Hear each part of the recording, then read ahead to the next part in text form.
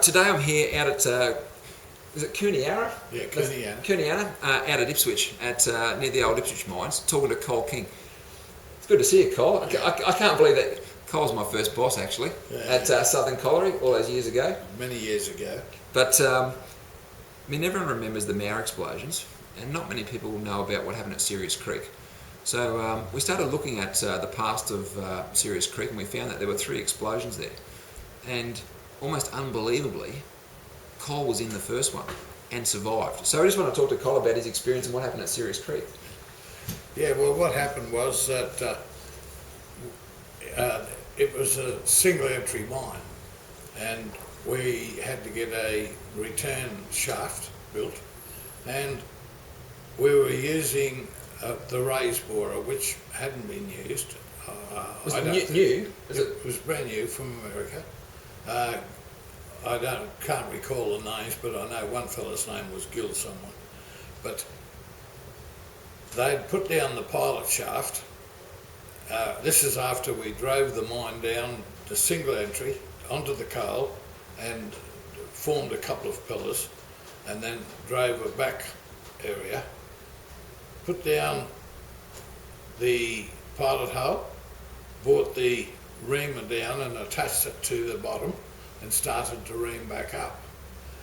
So were the roadways driven with continuous miner? Yes. Or were they shot fired? Or No, they took a miner and a shuttle car down on the rails. They had a big haulage. Okay. It was a very big haulage. Okay. And the shuttle car had wheels attached to it for the rails. Yeah. And down she went on the bottom, and then they took that off and put the proper wheels back on. Then we started, when they reamed up, they went through a underground water course, and it was causing too much, well, it was a fair bit of water, and the fines that was reamed out become real gluggy, and it wouldn't go through they had a shuttle car there, and they drove it and emptied it onto what we call a grizzly, and the shuttle car it wouldn't go through. So it was decided by management, which I was part of, but they would cut out every second bar in the grizzly. So we got permission to do that, so we took the oxyacetylene down, during lunchtime it was, and I went down with there was I think the fitter, the deputy, myself, and 2 people that brought the equipment down. And we were working that, and then there was a fall in the raise shaft, which was already up, I don't know exactly, but it would have been a couple of 100 feet. And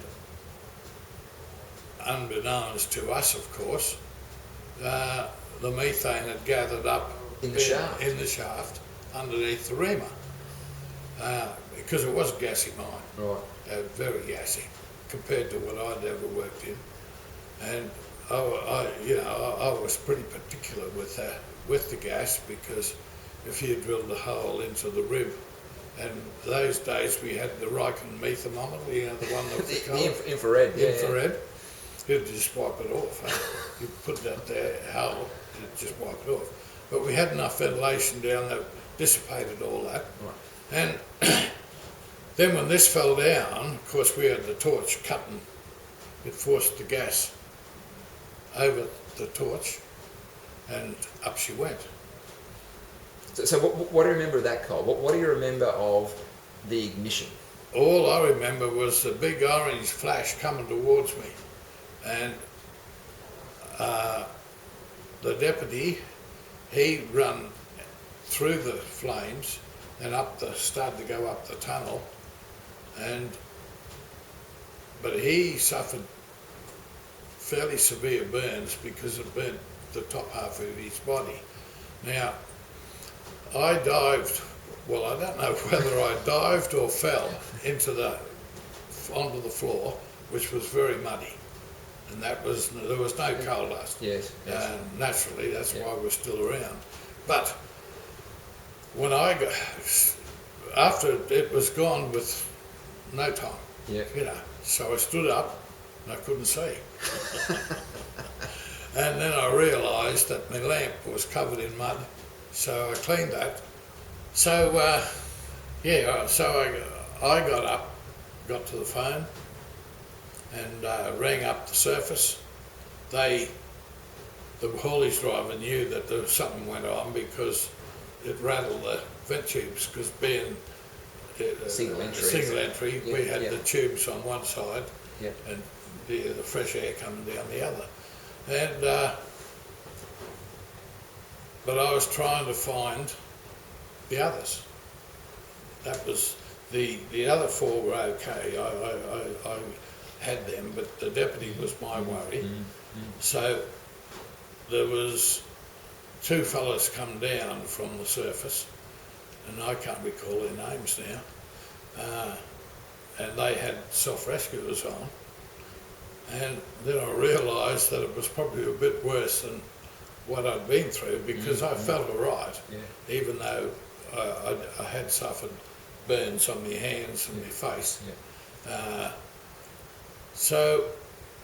But when they were coming down, the deputy was halfway up, so they grabbed him. They already got him. Yeah, they got him and calmed him down. So they brought the wagon down, and we got on and went out.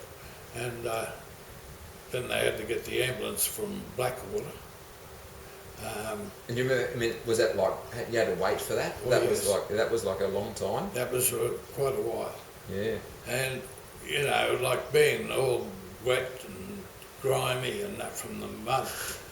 So we're up there, and the ambulance comes out. They brought two out because they were told there was. So I wasn't too bad. I didn't think I was. Arnold Wrigley was the deputy, and he was in the back of my van. So all the way, we had to go to Emerald then.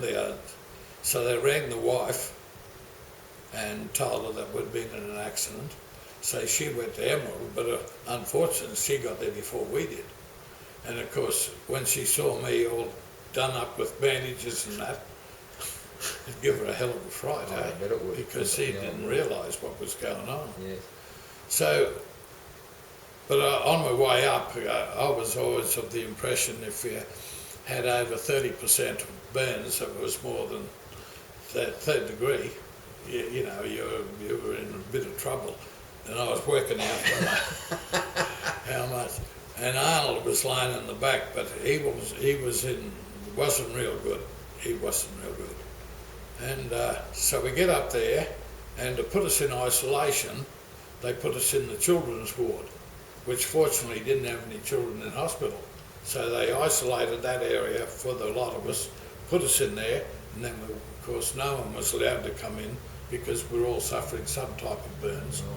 And they all had to put their gowns and that on in case of infections. So we were in there. I was there for about a week. I think some of them were a bit longer. The fitter that was doing the work, I've never seen him since. I don't know where he went to. Really? He never went back to work there anyway.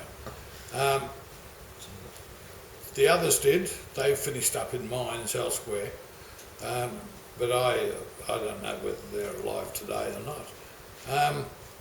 What's the lesson, Col? What's the lesson?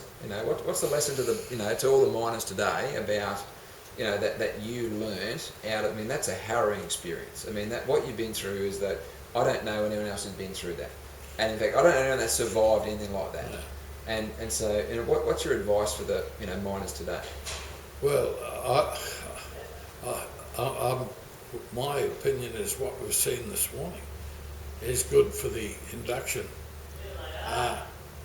I never went, well, I did do induction, but when I went to do induction at Collinsville, the surprising part about it, the fellow that was doing it was only there a month, and I'd been in the mines 20 years. So he gave up. He's trying to tell me. And it's true.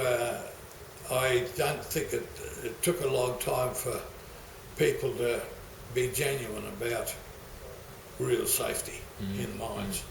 I know it's a lot more advanced, but I've been out of it for 20 years now, would you believe? Yeah, I know. And but I think that the main thing is the miners have got to learn more about their environment. Yeah. I do.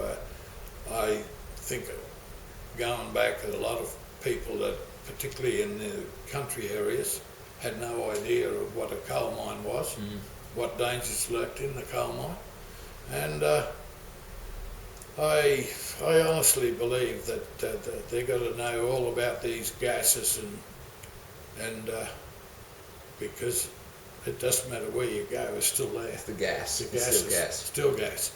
And if you can control the gas, well, that's probably the the initial source of an explosion.